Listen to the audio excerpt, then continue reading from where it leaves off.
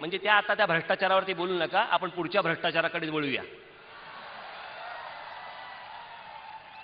हे मुख्यमंत्र्यांचे कोट आहेत, माझे कोट नाहीत. मी माझ्या मनचं काही सांगत नाहीये. मी असं बोललो असतो नुसतं हे पेपर न घेता, तुम्हाला असं वाटलं तर राज ठाकरे काहीतरी स्वतःच्या मनातलं काहीतरी बोलतो. माझ्या मनातलं नाहीये, हे पेपरमध्ये छापून आलेली गोष्ट आहे आजची. सिंचनाबाबत लोकांची मानसिकता बदलावी लागेल, त्यासाठी आम्ही प्रयत्न करत आहोत. प्रयत्न चालू आहेत त्यांचे. आजही नंदुरबार, जालना, गडचिरोली सारखे 12 जिल्हे उत्पन्नाच्या बाबतीत देशाच्या सरासरीपेक्षा मागे आहेत. सांख्यिकी माहिती जी आपल्याकडे माहिती उपलब्ध होते, सांख्यिकी माहिती आपल्याकडे बरीच कमी असते. का? एवढी माणसं तर नेमलेली आहेत. प्रशासनाची, सरकारची एवढी माणसं असतात तरी माहिती का नाही मिळत? सांख्यिकी माहिती आपल्याकडे बरीच कमी असते. अनेक विभागांना सांख्यिकी अधिकारी नेमावेत अशी माझी भूमिका आहे. अजून नेमले पण नाहीत. किती प्राथमिक आरोग्य केंद्रे वाढली, डॉक्टर किती वाढले, किती पाझरतराव झाले, हे लोकांना त्यामुळे कळेल. कधी? ज्यावेळेला ही माणसं नेमली जातील. ती कधी नेमली जातील माहीत नाही.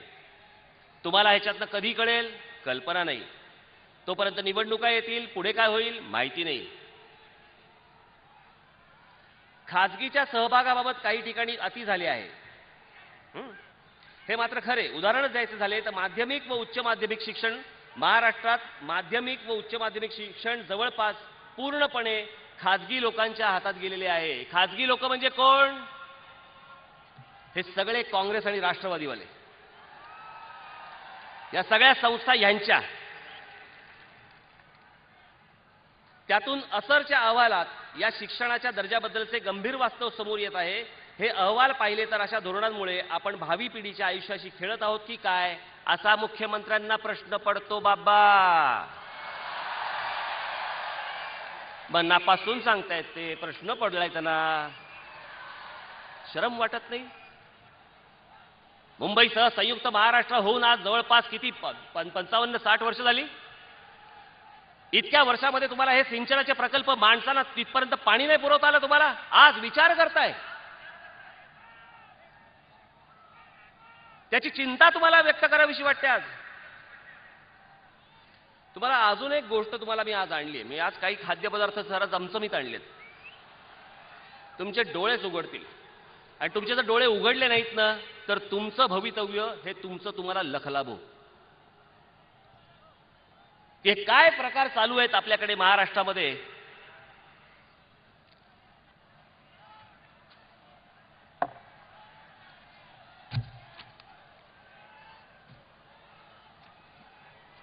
हे सिंचनाचे फाईल आणले मी. हे सगळे त्याचे पुरावे. माझे पत्रकार बांधव कुठे आहेत? इथे आहेत. आपल्यापैकी कधी कोणालाही वाटलं की हे पुरावे आम्हाला बघायचेत, राज ठाकरे तुम्ही काय दाखवताय आम्हाला पाहायचंय, आता या क्षणाला मी तुम्हाला दाखवायला तयार आहे, आपल्यालाही दाखवायला तयार आहे. फाडू नका फक्त, कारण आपल्याला त्यांची फाडायची आहे, ह्यांची नाही.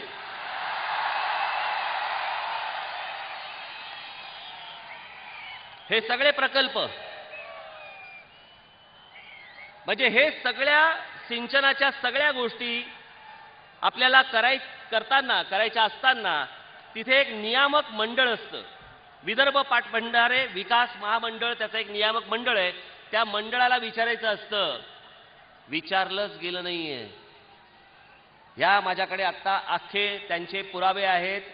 इथे सह्या खाली आहेत.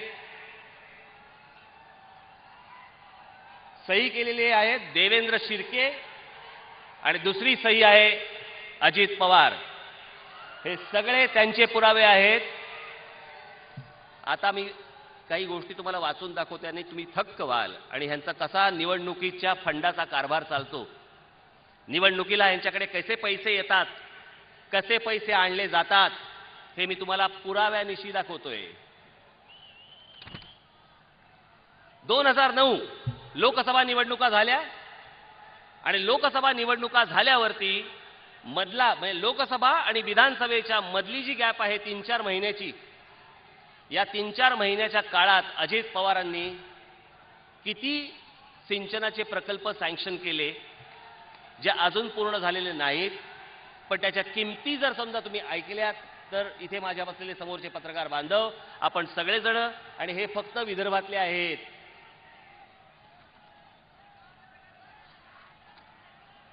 त्याची एकूण किंमत हे बघा. पहिला प्रकल्प त्याची किंमत आहे 17 कोटी, दुसरा आहे 1,70,00,000, तिसरा आहे 7,31,00,000. हे 11/5/2009 11/5/2009 या एकाच दिवशी 17 कोटी आणि 1 कोटीचे 2 प्रकल्प दिलेत.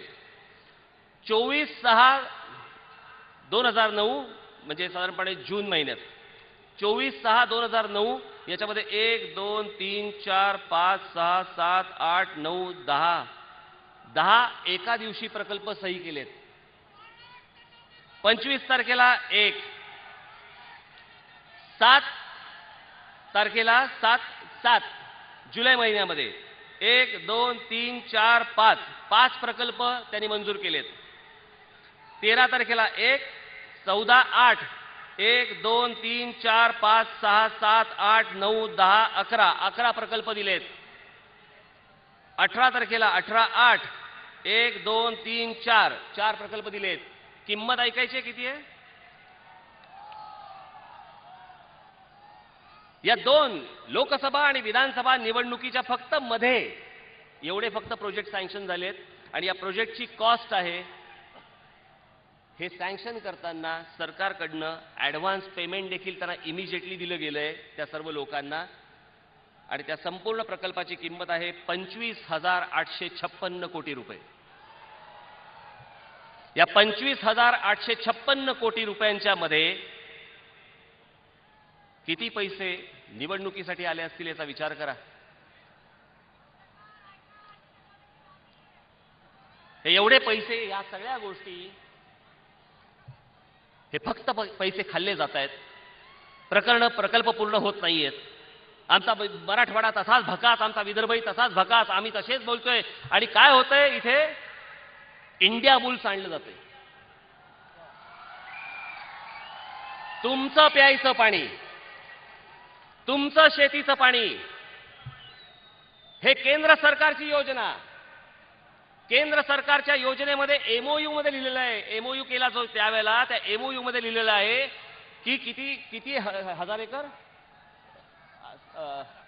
8,000 हेक्टर, 8,000 हेक्टर जमीन अमरावती जिल्ह्यामधली सिंचनाखाली आणण्यासाठी म्हणून हा प्रकल्प आम्ही करत आहोत. त्याच्यासाठी हे आम्ही पैसे देत आहोत. पैसे दिल्यावरती हा प्रकल्प पूर्ण होत आल्यानंतर महाराष्ट्र राज्य सरकारमध्ये या सगळ्या लोकांनी फेरफार केली आणि तो संपूर्ण प्रकल्प 250 कोटी का 250 कोटी रुपयाला या इंडिया बुल्सवाल्यांनी देऊन टाकला. तुमचे पैसे, तुमचं पाणी, तुमच्या गोष्टी, याला काही नाही. त्याला माहिती आहे तुम्ही विचारणार नाहीत. आता सांगतोय तुम्हाला, आज जर तुमचं प्यायचं पाणी आणि तुमच्या शेतीचं पाणी हे जर इंडिया बुल्सला जाणार असेल, उद्यापासून तुमचं आंदोलन हे झालंच पाहिजे आणि इंडिया बुल्स प्रकरण बंद झालं तरी चालेल. काही गरज नाही असल्या प्रकल्पांची जिकडे तुमच्या तोंडचं पाणी पळवलं जातं, जिकडे तुमच्या शेतीचं पाणी पळवलं जातं. काही गरज नाही असल्या प्रकल्पांची. हे असले प्रकल्प घेऊन तुमच्या माथी मारले जात आहेत. का? कारण त्यांना माहिती आहे तुम्ही काही करणार नाही आहात. दरवेळेला फक्त आम्ही बोंबलत राहायचं, आमच्या कापसाला भाव नाही, आमची कोरडवाहू शेती, आमच्याकडे सोयाबीनला भाव नाही, आमच्याकडे कुठच्याच गोष्टीला भाव नाही. हा मालाचा विषय नाहीये, भाव तुम्हाला नाहीये, तुम्हाला भाव देत नाहीये ते. आणि तुम्हाला भाव देत नसल्यामुळे तुमच्या पिकाला कोण भाव देणार, तुमचं कोण ऐकणार. तुमचे आमदार बोलत नाहीत. इथे सर्वपक्षीय आमदार इथे विदर्भामध्ये असताना देखील फक्त तोंड देखलं विधानसभेमध्ये बोलायचं, पुढे काही नाही. मी आता चंद्रपूरला गेलो, गडचिरोलीचे लोक भेटले, तिथले पत्रकार भेटले, तिथले इतर लोक भेटले. मला वाटलं होतं मुंबई, ठाणा, पुणा, नाशिक इथलाच फक्त प्रश्न आहे की बाहेरचे बेरोजगार येतात, बाहेरचे परप्रांतीय येतात आणि तुमच्या नोकऱ्या छिनल्या जातात, तुमची कामं घेतली जातात, कंत्राटावरती घेतली जातात. मला वाटलं हा तिकडेच आहे. चंद्रपूरमध्ये गेलो, तिकडच्या सगळ्या कंपन्यांमध्ये 80 ते 90% परप्रांतातले लोक भरलेत. आमच्या आमदार मंत्र्यांना लाजा नाहीत. गडचिरोलीमधल्या सगळ्या प्रकल्पांमध्ये परप्रांतीय घुसवलेले आहेत. कंत्राटी पद्धतीने बाहेरची माणसं आणतायत. तिथली मुलं जर समजा गेली, आपली मुलं जर समजा गेली, काय सांगतात माहितीये? आपली जर मुलं गेली तर त्यांना सांगतात की बाबा आम्हाला नोकरी द्या. त्या कंपनीचे वरिष्ठ जे लोक आहेत काय सांगतात? नोकरी मिळणार नाही. त्या आमदार बिमदार खासदार आम्हाला सांगू नका, आम्ही मॅनेज केलेले आहेत. हे कंपनीचे लोक सांगतायत. तुम्ही निवडून दिलेले आमदार, तुम्ही निवडून दिलेले खासदार, कंपन्यांचे लोक सांगतायत तुम्ही आमच्याकडे येऊ नका, आम्ही परप्रांतातली माणसं भरणार, तुम्हाला आमच्याकडे नोकऱ्या मिळणार नाहीत, आम्ही तुमच्या आमदार खासदारांना मॅनेज केलेलं आहे. ते कुठच्या तोंडाने बोलतील आणि जातही नाहीत आपले लोक. चंद्रपूरला तीच परिस्थिती, गडचिरोलीला तीच परिस्थिती, वर्ध्यालाही तीच परिस्थिती, नागपूरलाही तीच परिस्थिती. सगळे परप्रांतातले बाहेरची लोक भरली जात आहेत आणि आमचा बेरोजगार इथे वणवण फिरतोय.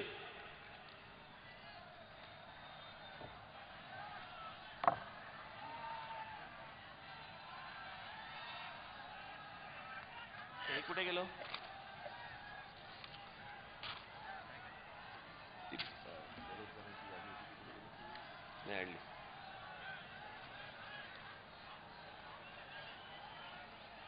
आपल्याकडच्या बेरोजगारांची संख्या सांगतो फक्त. नुसते अमरावतीमधले सगळेच आहेत, परंतु याच्यामध्ये एक जिल्हा फक्त तुम्हाला उदाहरण दाखल सांगतो. उदाहरण दाखल, यवतमाळ जिल्ह्यात सुशिक्षितांची संख्या 19,79,151. वय वर्षे 19 ते 40 गटातील बेरोजगारांची संख्या किती? तिथेच यवतमाळात 9,40,000. 9,40,000 मुलांना काम नाहीये. ही 9,40,000 मुलं रोज संध्याकाळी घरी जातात आणि शर्मेने मान खाली घालून आई वडिलांच्या समोर उभे राहतात. काय सांगतात? नोकरी नाही मिळाली, काम धंदा नाही, मला पैसे मिळत नाहीयेत.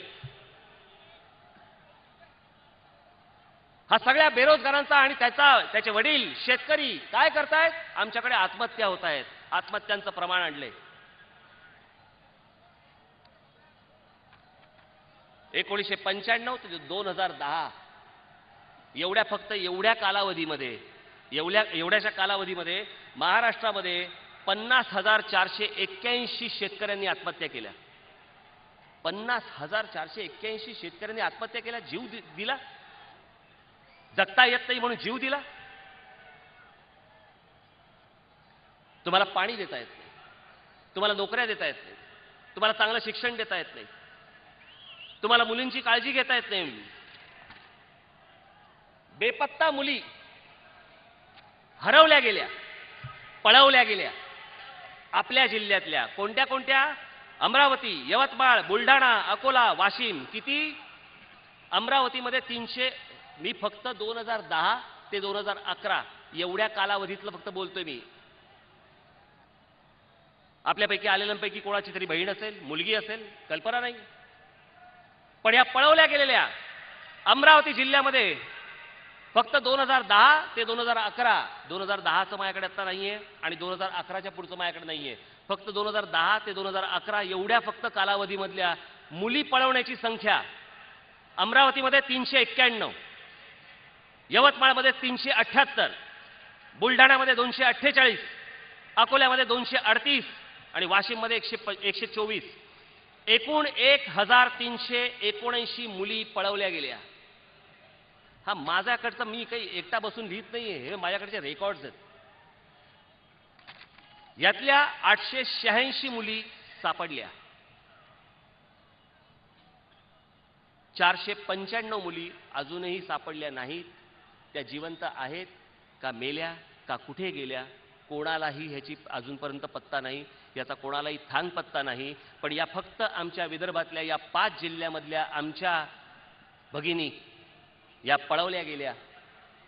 त्या आज महाराष्ट्र राज्यात पण आहेत की नाही कल्पना नाही, की बाहेरच्या राज्यांमध्ये जाऊन विकल्या काही कल्पना नाही, की त्यांना ठार मारलं कल्पना नाही, अंधश्रद्धेसाठी म्हणून गळे चिरले की काय कल्पना नाही. पण आमच्या महाराष्ट्रामधल्या, आमच्या फक्त विदर्भातल्या, मी फक्त विदर्भातल्या या 5 जिल्ह्यांची फक्त माहिती आणली आहे. आणि आर. आर. पाटील सांगतात की सगळं काही व्यवस्थित चाललंय महाराष्ट्रामध्ये आणि सगळं काही छान चाललंय. हे सगळं करत असताना आपण फक्त शिव्या देणार ह्या पोलिसांना, पण तो दिवसभर किती राबतो आणि तो दिवसभर कसे कष्ट करतो याची आपल्याला कधीच कल्पना येत नाही हो.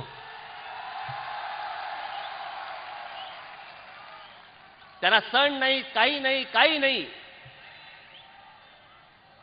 दिवस रात्र नुसतं राबायचं. हातात पैसे कमी पडतात. शिव्या द्यायला काय सोपं आहे हो. पोलीस पैसे खातात, बाकीचे काय खात नाहीत काय?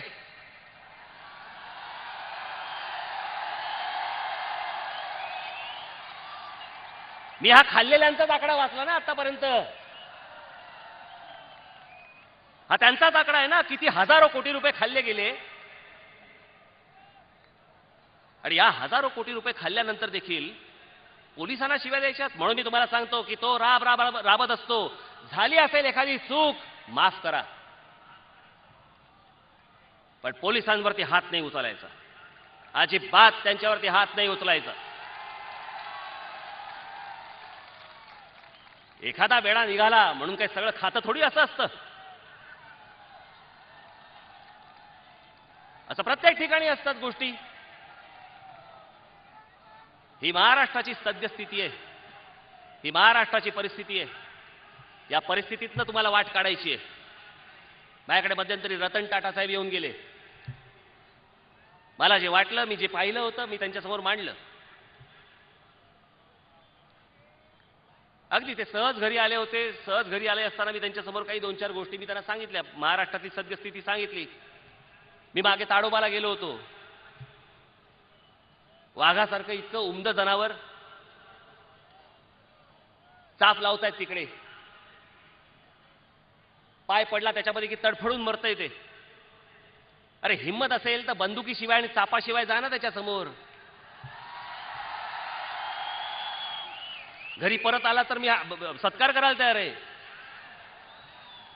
पण कातडी विकायची, सगळ्या गोष्टी विकायच्या, नखं विकायची, हे धंदे, हे उद्योग चालू आहेत. कुठून येतात? जातं कुठे? परराज्यात. मी टाटा साहेबांना सांगितलं, म्हटलं तुम्ही एक काम करा, म्हटलं आमच्या विदर्भामध्ये एवढी जंगल संपत्ती आहे, एवढी सगळी लोक आहेत, इतके सगळे वन्य जीवन आहे. मी म्हटलं तुम्ही ताजची सगळी इतकी देशभरामध्ये रिसॉर्ट काढता, तुम्ही तिथे का नाही काढत? आपण तिथे का नाही येत? त्याच आजूबाजूच्या सर्व भागाचा एक फक्त गोष्ट येणं गरजेचं असतं. सगळा विकास व्हायला लागतो. सगळा विकास व्हायला लागतो. जे आज सांगतायत शिकाऱ्यांना की इथे वाघ आहे, मारा त्याला. वाघ दाखवल्यावरती पैसे मिळतायत, मारल्याबद्दल पैसे मिळतायत. मी त्यांना फक्त एवढंच सांगितलं, म्हटलं आज त्यांना जर वाघ दाखवल्याबद्दल, मारल्याबद्दल जर पैसे मिळत असतील, जर तुम्ही उद्या जर समजा या गोष्टीला प्रोत्साहन दिलात, तर उद्या वाघ आलेल्या पर्यटकांना दाखवून देखील पैसे मिळू शकतात. हे ज्या दिवशी त्याला कळेल, त्या दिवशी वाघ मरायचे बंद होतील. त्या दिवशी आपलं वन्यजीवन, वन्य प्राणी हे मरायचे बंद होतील. आमच्या चिखलदऱ्याला मारले जात आहेत. एक जागा नाही साली, एक जागा की तिकडे डोक्याला ताप नाही. एक जागा नाही. कोणताही विषय काढा, बरबटलेलं, सगळं बरबटलेलं. आणि ते बरबटून टाकणारे तुमच्या जीवावर टाकतायत. तुम्ही मतदान करताय, त्यांना वर्षानुवर्ष मतदान करताय, म्हणून त्यांना बेफिकीर झालेत.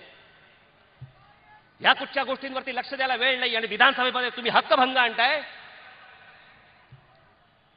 त्याच्या पिण्याच्या पाण्याचा हक्क, त्याचा भंग कोणी केला? अजित पवार मंत्रिमंडळाने मला उत्तर द्यावं याचं. त्याच्या शेतीला भाव नाही, त्याच्या पिकाला भाव नाही, हा त्याला मिळणारा त्याचा जो हक्क आहे, त्याचा भंग कोणी केला आतापर्यंत? ज्या माझ्या विद्यार्थ्यांना या महाराष्ट्रात शिक्षण हवंय, चांगलं शिक्षण हवंय, डोनेशन न देता शिक्षण हवंय, त्यांचा शिक्षण घेणं हा हक्क आहे. तो हक्क तुम्ही हिरावून घेत आहात.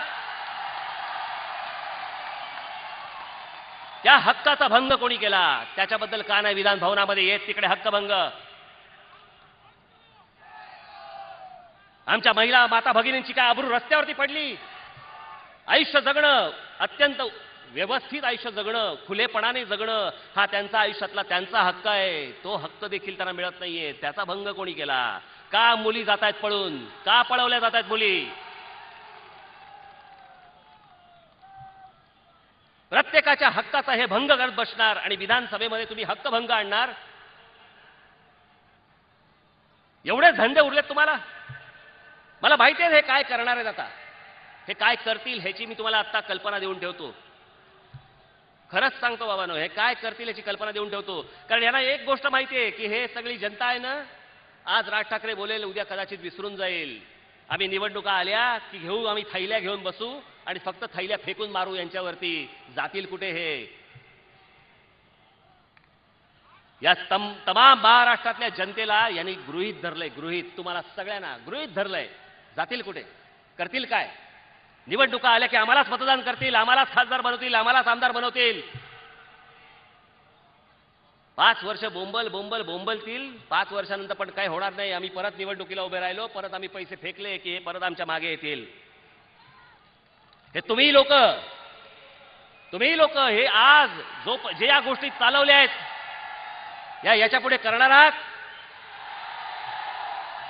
हे जोपर्यंत तुम्ही थांबवत नाही तोपर्यंत हे असंच दुःख, असाच पश्चातापाचा हात तुम्हाला सतत कपाळावरती मारत बसावं लागेल. आणि आज सगळ्या बाजूनी हे सगळं बरबटलेलं आहे. काय आणतील ते सांगून ठेवतो. आज सांगतो तुम्हाला, कारण त्यांना एक गोष्टीचा अंदाज आलाय की हे सगळे वाभाडे निघणार आहेत आपली निवडणुकीला. त्यांच्याकडे फक्त एक शस्त्र आहे. ते शस्त्र त्यांनी उपसलं की तुम्ही आपापसात भांडायला, मारामाऱ्या करायला तयार होणार. आणि ते शस्त्र आहे जातीचं शस्त्र. जातीपतीमध्ये तुम्हाला डुबवून ठेवतील. आरक्षणाच्या नावाखाली तुम्हाला भिडवून ठेवतील. तुमच्यामध्ये वाद निर्माण करतील. तुम्हाला तुमची डोकी फोडायला लावतील आणि निवडणुकीच्या तोंडावरती परत येऊन जातीवरती मतदान मागतील. आणि आपण परत भोळेपणाने, भाबडेपणाने या सगळ्या त्यांच्या गोष्टी आपण विसरून परत त्यांना आपण जातीच्या नावावरती मतदान करून मोकळे होऊ आणि परत 5 वर्ष आपण पश्चाताप करत बसत राहू. हे किती वर्ष करायचंय एकदा सांगा.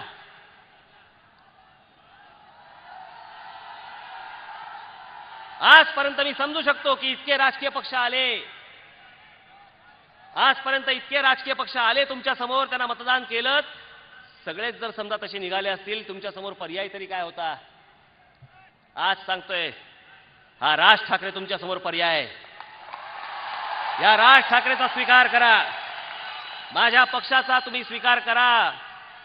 आज काही निवडणुका नाहीत, काही नाही, मतदान नाही, काही नाही. मी तुम्हाला फक्त सांगतोय, या गोष्टी फक्त विसरू नका. ज्या वेळेला वेळ येईल त्यावेळेला तुमचा हक्क बजावताना तेव्हा गोंधळून जाऊ नका. तेव्हा जर गोंधळलात, पैशाच्या थैल्यांना जर समजा आहारी गेलात, जातीच्या राजकारणाला जर आहारी गेलात, कोणी नाही वाचू शकत तुम्हाला, कोणी नाही वाचू शकत. पुन्हा मोर्चे काढा, कलेक्टरकडे निवेदन देत बसा. पत्रकार आमचे बांधव फक्त लिहितायत. या राज्य सरकारवरती, राज्यकर्त्यांवरती त्याचा काही ढिम्म परिणाम काही होत नाहीये. आणि या सगळ्यांना कळून चुकलेलं आहे की निवडणुकीच्या तोंडावरती असल्या काही गोष्टी आम्ही जर समजा मांडल्या, की हे लगेच त्या भूलतापांना बळी पडतात आणि आम्हाला मतदान करून मोकळे होतात.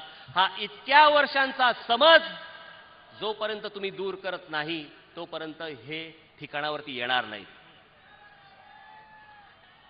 आज आता महाराष्ट्र नवनिर्माण सेना पक्षातर्फे आपण कालपासून चारा छावण्या सुरू केल्या आहेत. 4 सुरू केल्या आहेत, पुढच्या सुरू अजून करतोय. आज जवळपास प्रत्येक चारा छावणीमध्ये 250-300 आज आपले सर्व आपल्या शेतकऱ्यांचे, सगळ्या गायी, बैल बिल सगळे या गोष्टी यायला सुरुवात झालेली आहे. माझा खरंच सांगतो, माझी खरंच मनापासूनची इच्छा आहे. मी गेल्यावरती आता कामाला सुरुवात पण केली आहे, त्याची विचारपूस करायला सुरुवात केली आहे. मला महाराष्ट्रामधल्या प्रत्येक जिल्ह्यामध्ये मला गोशाळा सुरू करायची आहे.